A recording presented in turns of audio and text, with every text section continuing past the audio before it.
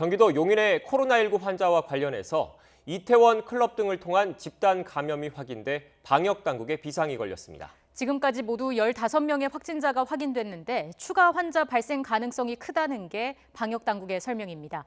자세한 내용 취재기자 연결해서 알아보겠습니다. 이승훈 기자.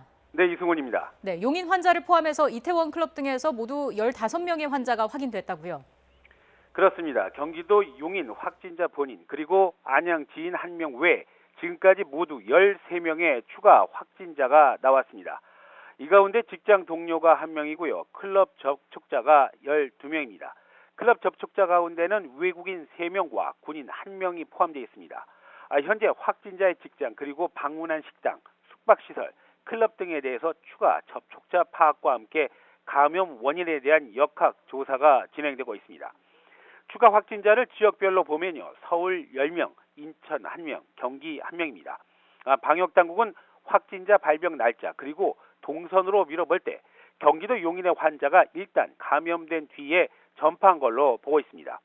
이에 따라서 용인의 환자가 발병 이전에 어떤 경로로 누구와 접촉했는지를 집중 조사하고 있습니다.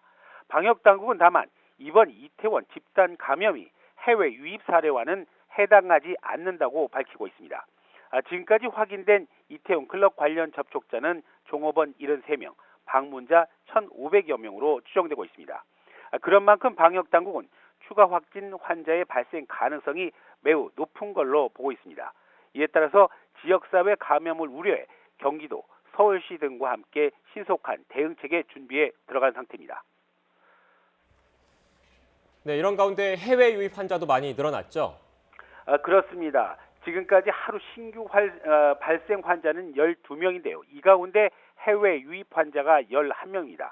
다만 해외 유입 사례 11명 가운데 검역에서 3명이 확인됐고요. 나머지 8명은 검역을 통과한 뒤에 나중에 지역에서 감염 사실이 확인됐습니다. 이에 따라서 지금까지 누전 확진 환자 수는 모두 1,822명으로 늘어났습니다. 어제 하루 사망자는 없었습니다. 또 치료가 끝나서 격리 해제된 환자는 모두 65명입니다.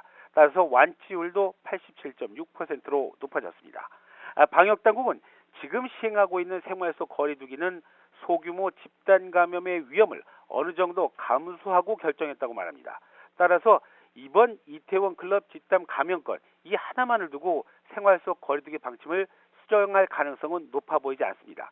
다만 이번 집단 감염은 생활 방역 수칙을 우리가 왜 철저히 지켜야 하는지를 분명히 보여주는 사례라면서 조금은 불편하더라도 감염 확산을 막기 위한 국민 모두의 자발적 노력이 필요하다 이렇게 거듭 당부하고 있습니다. 지금까지 YTN 이승훈입니다.